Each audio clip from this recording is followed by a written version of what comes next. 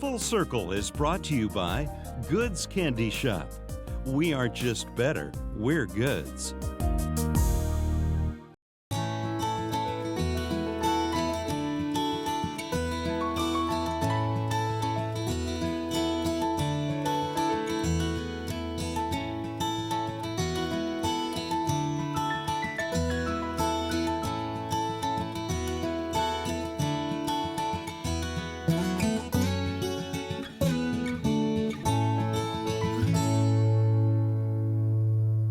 Welcome to Full Circle. I'm Suzanne McAllister. I'm glad you could be with us today. Well, coming up in our music segment, we have a traditional Dixieland group. So if you love traditional Dixieland music, be sure and stay with us. But first, I am so pleased to be able to introduce to you Sherman Whitfield. Sherman is a motivational speaker, and he's also a life coach. I am so glad to have you on the program. Thank you. Thank you. Happy to be here. Sherman, I would be doing you a disservice and also a disservice to our folks in the audience if I didn't tell more about you. So if you would let me read, Sherman Whitfield recently retired as Director of Alliance Management at Eli Lilly and Company. You are a graduate of the University of Arkansas with a bachelor's degree in business administration, and you have a master's degree in business management from Indiana Wesleyan University. You are also President Emeritus of the Chicago Midwest chapter of Association of Strategic Alliance Professionals. That is very impressive. Thank you. But you know, I want to go to your backstory because this is a very impressive bio, but your life didn't start off quite so easy. Let's go back to your days growing up in the South. Oh, very good. Very happy to, Suzanne. Again, my bio, as you say, it reflects who I am now. But how did I get to be all that you read of me today? It was a rough start. I grew up in the South with a father missing in action, for lack of a better word. My mom actually raised 6 children. And in that process of raising 6 children, Suzanne, it was tough in the South. As a matter of fact, my brothers and I had to pick cotton, literally. I'm literally a cotton picker, okay? So we had to pick cotton to support the family. And in that process, Suzanne, I actually had to stay out of school to pick cotton. So when I got to the 3rd grade, it was time for school year ended. It was time for me to go to the 4th grade. And the teacher said, Sherman, because you was not here enough to take the courses that you should have taken, to learn the classes you should have taken, we're going to keep you in the 3rd grade. So I was held back in the 3rd grade. When I got to the 4th grade, the teacher came to me because, again, my brothers and I were staying out picking cotton. So the teacher said, Sherman, and I sort of knew what was coming. She said, because you was not here enough in the 4th grade to get all the material you should have gotten, I'm going to retain you again in the 4th grade. So let me ask you this. Here you are retained 2 times. Yes. Before you were even in the 4th grade. You were working to help support the family. What did that do to your self-esteem as a young child? It could have devastated me, Suzanne, but unfortunately, it just made me stronger. Because I had an early experience when I was in the 2nd grade. Remember, we was very poor. My mother used to work for this very nice white lady that lived in town, and she had some clothes that she gave my mom because she said, Lucy, I know you're trying to, that's my mother's name, I know you're trying to raise those 6 children, so here's some clothes that you can have if you would like. My mother said, yes, I would love to have them. So my brother brought them home. There's 3 boys and 3 girls of us. So in those clothes, Suzanne, there were some girl blue jeans. Now today, girl jeans and boy jeans all look alike, okay? They zip down the front, okay? Back in the day, girl blue jeans used to zip up on the side. So when my mother brought those blue jeans home, she measured my 3 sisters and they didn't fit either of them. So my mother called me, she said, Sherman, come here. Now you've got to know my mother. When my mother said come here, you come. No back talk, no if and and. So when I walked up to her, she put those jeans next to me. She said, oh yeah, they fit you, you'll wear them. So Suzanne, in the 2nd grade, I literally wore girl blue jeans to school. Now that was quite humiliating, okay? But even in that made me strong. Every incident in my life seemed to have caused me to grow stronger. To your point, failing 2 grades, when I reached my senior year in high school, I was 20 years old. I was bigger than most of my teachers and older than some of them, okay? So it was a rough life growing up. But you were the valedictorian in your class. Yes, I was. So how do you go from failing to being a valedictorian? Well, I say jokingly, Suzanne, is that because 2 years behind everyone, all of the smart kids were already gone. But that's not the case. Actually, one thing my mother was very fervent in is that we was going to get an education. I had an opportunity to quit school, but my mother said, if you quit school, then I'm going to call the funeral home because there's going to be a body for them to pick up, okay? She did not accept us quitting. So yes, with all of that, I still studied hard and was able to graduate valedictorian of my class. Congratulations, that's an incredible story. I would like to go back though to what you said about your dad was missing in action. Yes. You know, a lot of kids are being brought up without a father in the home. What would you say to the struggling mom who's raising the kids like your mother Lucy did, or perhaps for the child that really feels like, you know, there's a hole in my heart?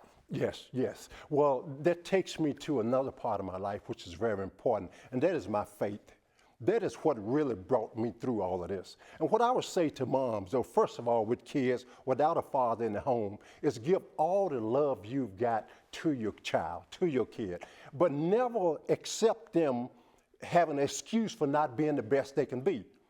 Sadly, Suzanne, too many parents today give up on their kids. They tell, well, I expect you not to be successful because you didn't have a father and because you got issues. No, that is just not the way to help anyone. So I would encourage every parent, love your child as with all the love and fervor you got, but never give them an excuse for not being the best.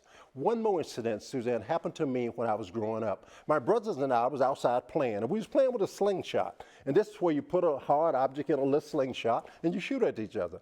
Suzanne, my brother hit me in my right eye with a hard object. And my eye turned real red. I went and told my mom. I said, Mom, I just got hit in the eye. She looked at it. She said, yes, it's red. It looks kind of bad. But she said, you'll be okay. Go back outside and play. And I went back outside and played, again, being obedient to my mother, okay? 2 or 3 days later, the redness sort of went away, but I was having trouble seeing, and pretty soon I could see nothing. So I went to my mother again. I said, Mom, I can't see out of my right eye. She said, what do you mean? I said, well, Mama, when I got hit, I cannot see now. She said, well, I better get you to the doctor. Now, in all honesty, we didn't have any health insurance, any medical. So, but she did. She took me to the doctor. The doctor looked at it, Suzanne, and he said, Miss Whitfield, it's too late. See, if you'd have brought him in when it originally happened, we could have saved his eye. But she said, now it's done. Nothing we can do for it. So you have gone through your life with only one eye, but you have persevered. Yes. And you have had no excuses. No excuses. Will not accept excuses, not even for myself. And Suzanne, going through the experience I had of wearing the girls' jeans, I know how kids can be. I mean, they make fun of you, you know, and I was made fun of. So when I found out I was actually blind in my right eye, I did not want my classmates to know. So I did not tell them because I did not want to be marked as Sherman in one eye, okay? So I kept that a secret from my classmate. I played basketball. I was very good. I made all district. That's the next level between making all state. Now, what helped me was not having health insurance, so we didn't take any physicals, so my coach did not even know it. Wow, that's an incredible story. We have lots more to cover with our guest, Sherman Whitfield. Don't go away. We're back after this.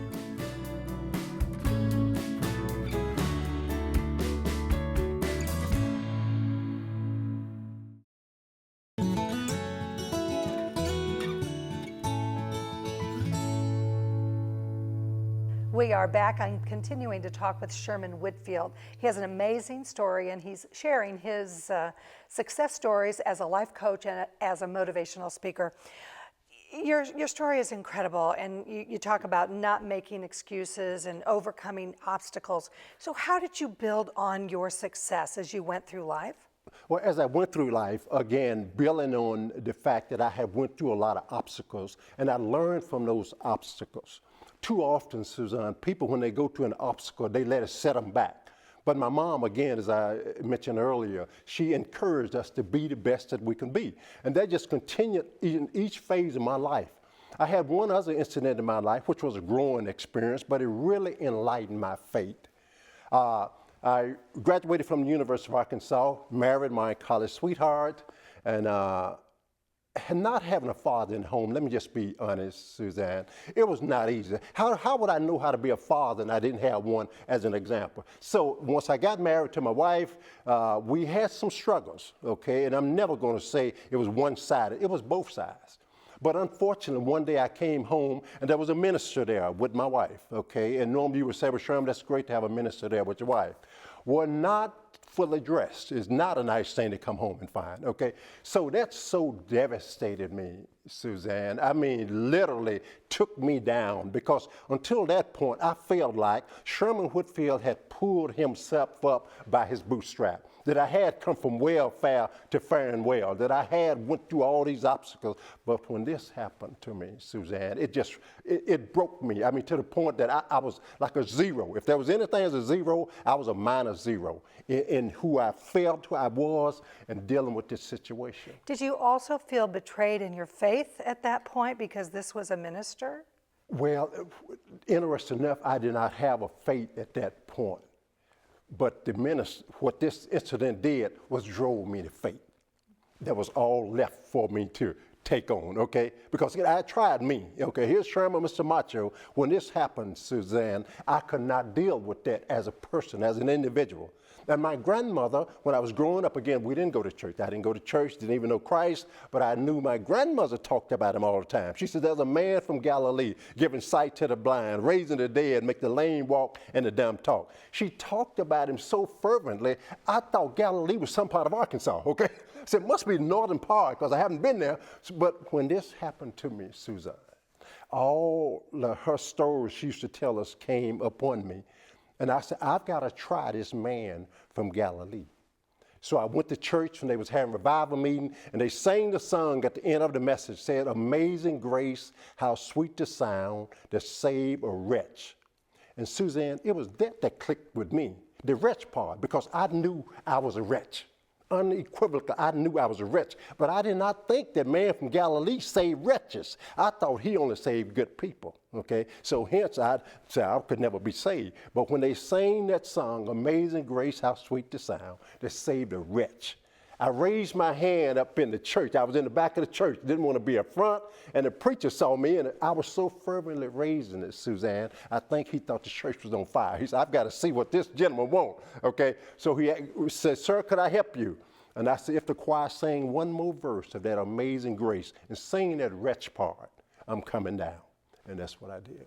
So and your life has been saved and has continued to have the glory of God in your life. Absolutely. Absolutely. So is that one of your key messages then when you go out and do your motivational speaking, that faith really is that foundation and that rock in our life? Absolutely. Absolutely. Some of the places I speak, as you know, you can't openly talk about your faith because I'm speaking to companies or whatever, they don't want to necessarily hear that. But my measuring stick, and I've shared this to people, anytime I speak anywhere, at the end of it, I want someone to come up to me and say, Sherman, were you a preacher? You sound preacher. I mean, I like it, but were you ever a preacher? To me, I delivered the message without actually using my faith. I did it in how I express myself. So, yes. So as you, at this point in your life, you look back at all the obstacles and the way that you've come through those with success and how it strengthened your faith, when you look back and then kind of look forward, where do you see yourself? Very good question. I see myself as making a difference in the lives of people. I've worked in my career 39 years, okay? I know I'm still a young man. I'm only 63 years old, okay? I expect, Suzanne, to do more in the continuation of my life than I've done the first 63 years. Because I believe the next years of my life is going to be truly affecting the lives of people. My legacy will not be the companies I've worked at, the companies I've worked for, what I've done. My legacy will be what I've done for people.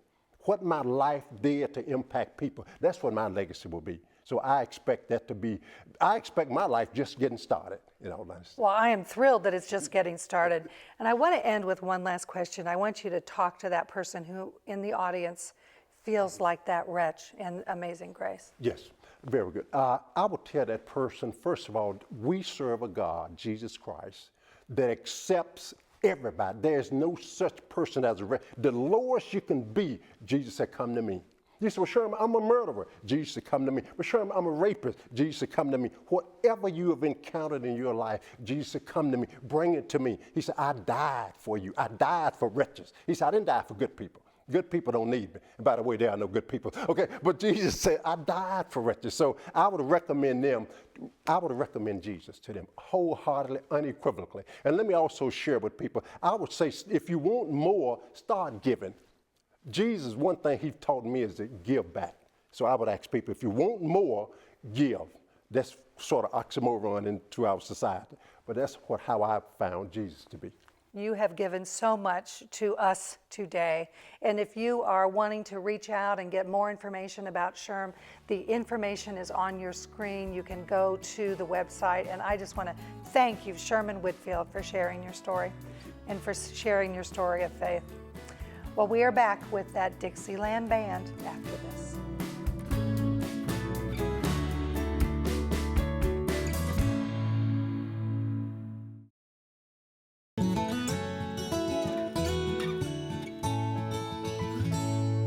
Welcome back to Full Circle. It is my absolute pleasure to welcome Mr. Taylor and his Dirty Dixie Band to Full Circle.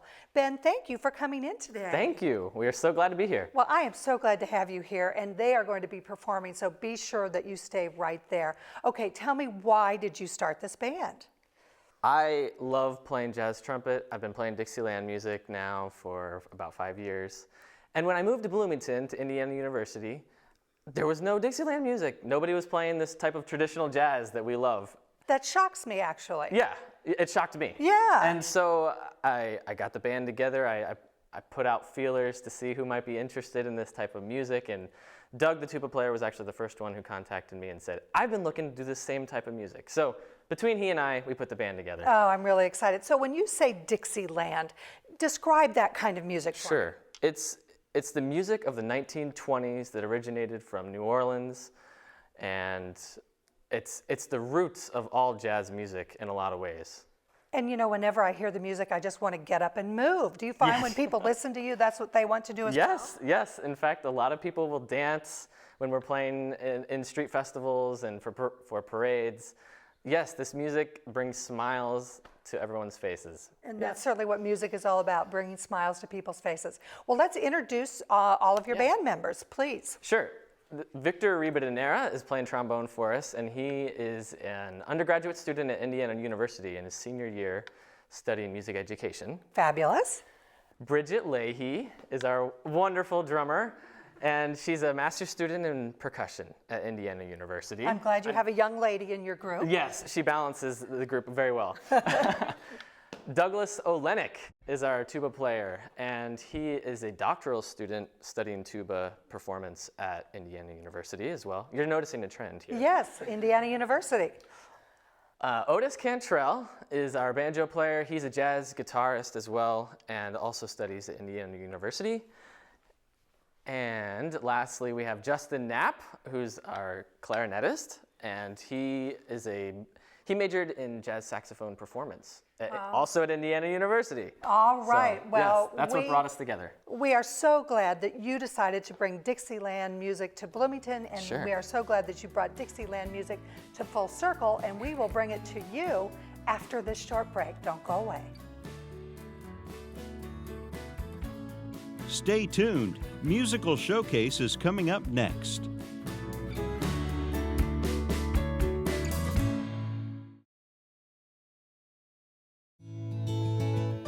And now, here's our Musical Showcase. Welcome back to Full Circle. Today in our music segment, we are featuring Mr. Taylor and his Dirty Dixie Band. They're going to perform When the Saints Go Marching In. And I'm Suzanne McAllister on behalf of all of us here at LaCie Broadcasting. Thanks for watching, and I'll see you next time, Full Circle.